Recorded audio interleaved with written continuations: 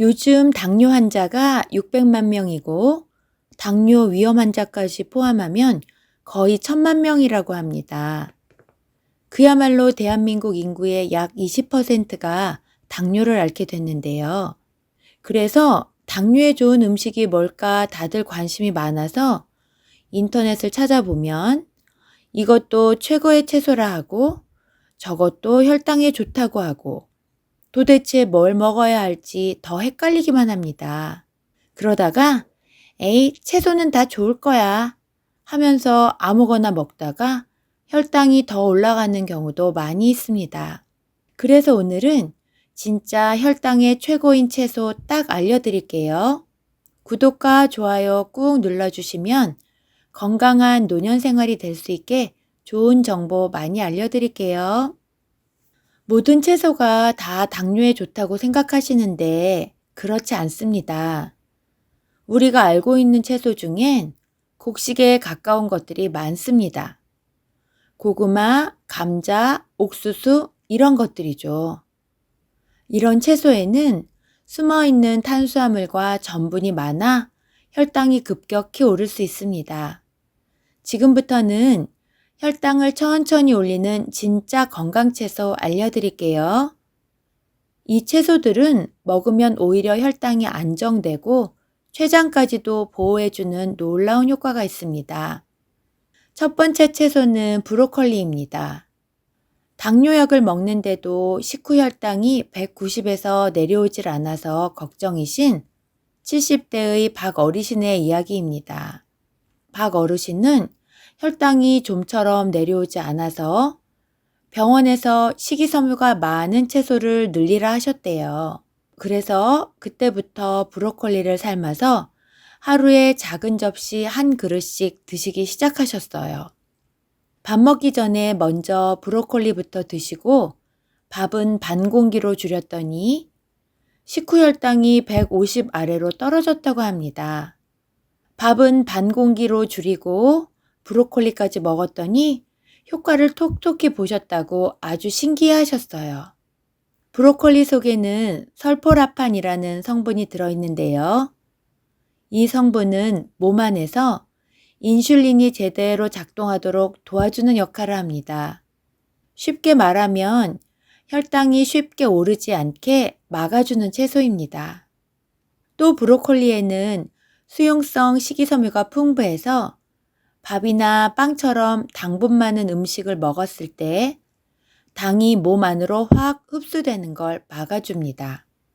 그래서 밥 먹기 전에 브로콜리를 먼저 먹으면 식후 혈당이 천천히 오르게 되죠. 당뇨 있는 분들은 꼭 브로콜리를 밥보다 먼저 드시는 습관이 좋습니다. 자주 먹을수록 혈당이 안정되는 데 도움이 됩니다.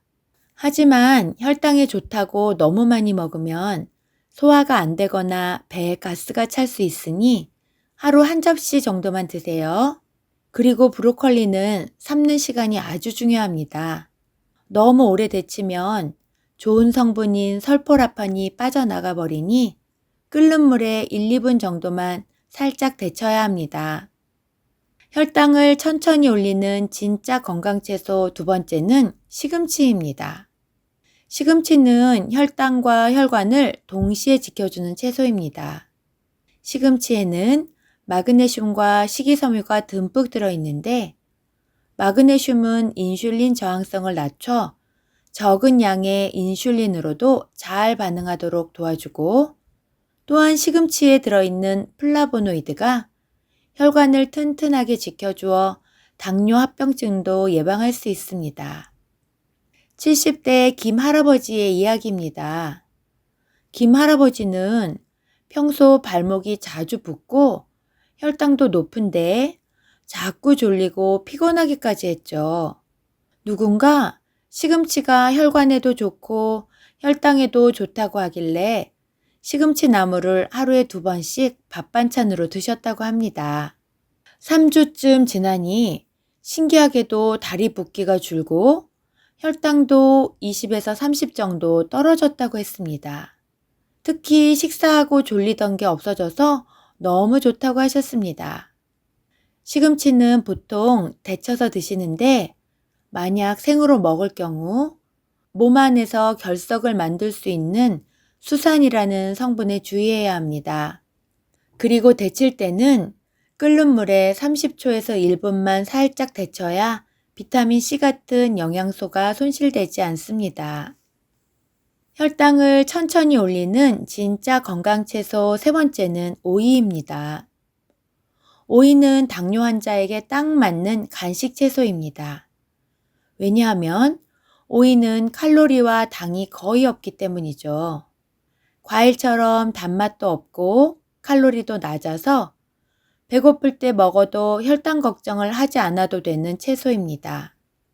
오이에는 수분이 많아 포만감을 주고 식이섬유가 들어있어 먹은 당분이 몸에서 흡수되는 속도를 늦춰주는 역할도 합니다. 따라서 밥과 밥 사이에 오이를 간식처럼 먹으면 불필요한 군것질도 줄어들고 혈당도 안정될 수 있습니다. 간식을 좋아하시는 60대 김 여사님은 평소엔 밥은 조금 드시는데 밥을 먹고 나면 자꾸 허전하고 그래서 과자나 과일을 야금야금 드셨습니다. 그래서 그런지 혈당도 줄지 않고 자꾸 살도 찌는 것 같아서 친구가 이제부터 오이를 씻어 냉장고에 넣어두고 출출할 때마다 하나씩 꺼내 먹어보라고 해서 먹었더니 3주쯤 지나니 오이 먹고 나면 이상하게 간식 욕심이 사라진다며 배도 부르고 살도 빠졌다고 아주 좋아하셨습니다. 혈당도 간식 먹던 때보다 10에서 15 정도 낮게 유지된다고 더 좋아하셨어요. 밥 먹고 나면 군것질하고 싶어지는 분들께 그래서 오이를 강력히 추천합니다. 혈당을 천천히 올리는 진짜 건강채소 네 번째는 양배추입니다. 우리가 밥이나 밀가루 음식을 먹으면 그 안에 있는 탄수화물이 몸속에서 당으로 바뀌어 혈액으로 흡수되면서 혈당이 올라가게 됩니다. 그런데 양배추는 식이섬유 덩어리인데 양배추에 풍부하게 들어있는 불용성 식이섬유가 이 당분이 몸 안으로 급하게 흡수되지 않도록 막아주는 역할을 합니다. 즉, 식이섬유가 음식물과 함께 장 속을 천천히 이동하게 만들어서 당 흡수 속도를 지연시키는 것이죠. 그 덕분에 식사 후 혈당이 급격히 치솟는 것을 예방할 수 있습니다. 또 양배추는 칼로리가 매우 낮고 포만감을 주는 채소입니다. 밥 양을 줄이기 어려운 분들도 밥과 함께 양배추 쌈을 드시면 밥을 자연스럽게 덜 먹게 되고 속이 든든해집니다. 밥을 좋아하시는데 혈당 때문에 항상 조심하고 계셨던 80대 박 할머니에게 식사 때마다 양배추를 삶아서 쌈처럼 밥을 싸 드시게 했더니 식후 혈당이 30에서 40 정도 더 낮게 유지되었고 양배추 쌈 덕분에 배는 부른데 밥은 덜 먹게 되었다고 하셨습니다.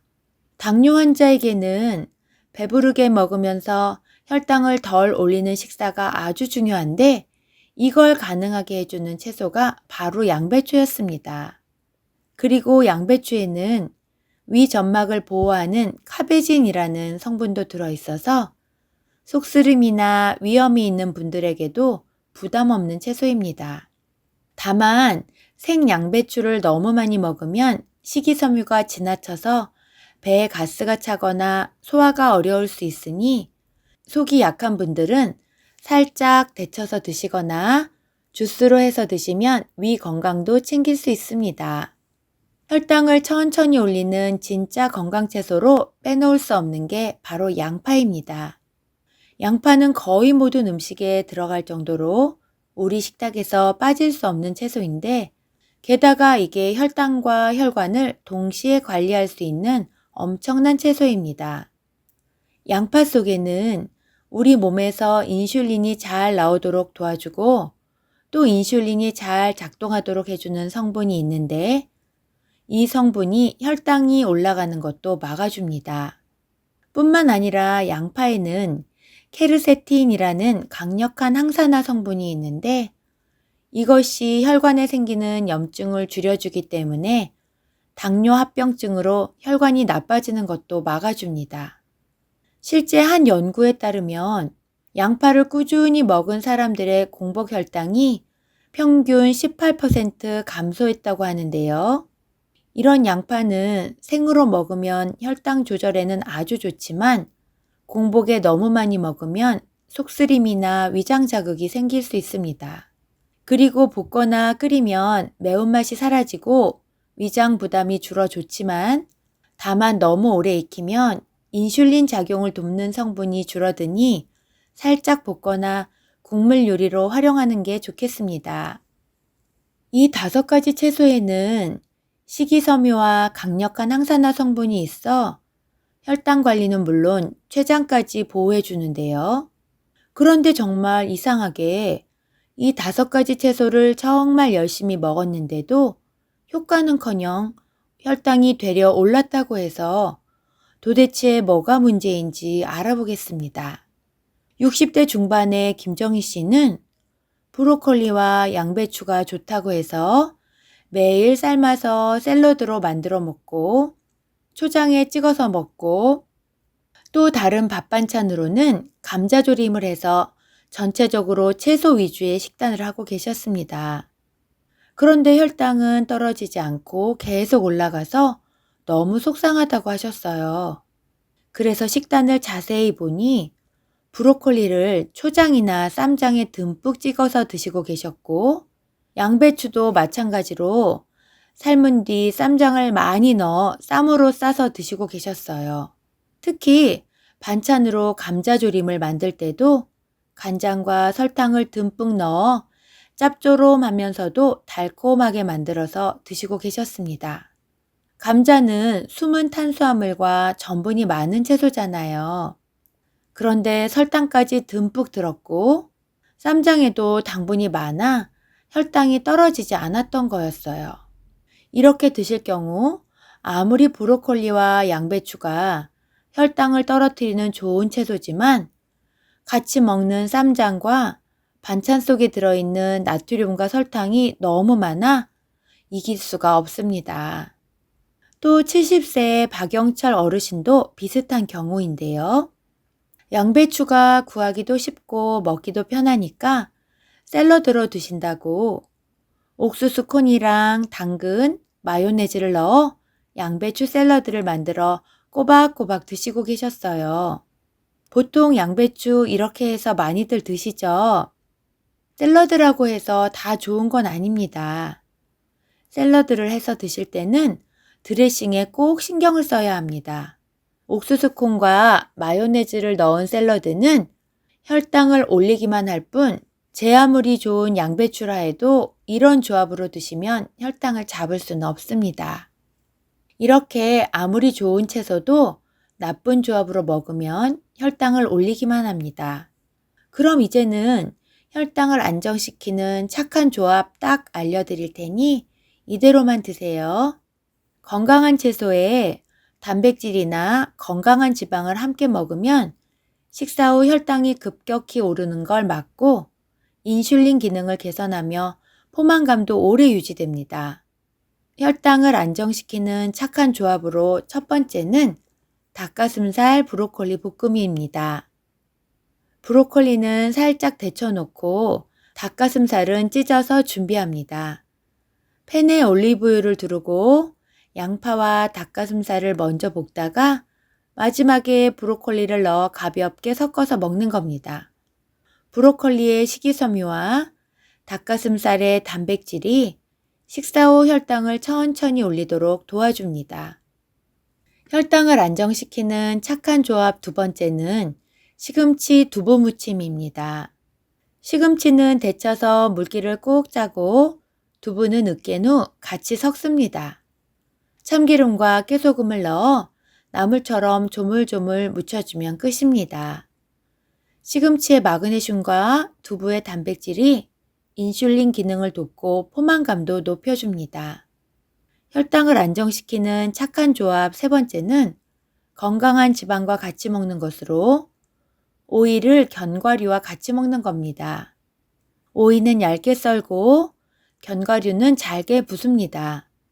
둘을 섞어 올리브유를 살짝 뿌려주면 됩니다. 오이는 포만감을 주고 견과류의 건강한 지방이 혈당이 급하게 오르는 것을 막아줍니다. 혈당을 안정시키는 착한 조합 네 번째는 양배추, 닭가슴살, 쌈입니다. 양배추는 살짝 데쳐서 쌈으로 준비합니다. 닭가슴살은 삶아서 찢어 쌈에 넣고 된장에 살짝 찍어 드시는 겁니다. 양배추 속에 있는 풍부한 식이섬유로 인해 밥을 덜 먹어도 포만감이 생기고 닭가슴살로 단백질을 섭취할 수 있어 혈당 안정에 효과적입니다. 마지막으로 양파에 견과류와 올리브유를 넣어 볶음으로 만들어 먹으면 좋습니다. 양파를 채 썰어 올리브유에 살짝 볶고 마지막에 견과류를 넣어 고소하게 볶아 마무리합니다. 양파 속 케르세틴과 견과류의 불포화 지방이 혈관을 깨끗하게 만들면서 혈당을 안정시켜줍니다. 오늘은 혈당을 천천히 올리는 진짜 건강채소 5가지와 같이 먹으면 좋은 착한 조합을 정확히 딱 알려드렸습니다.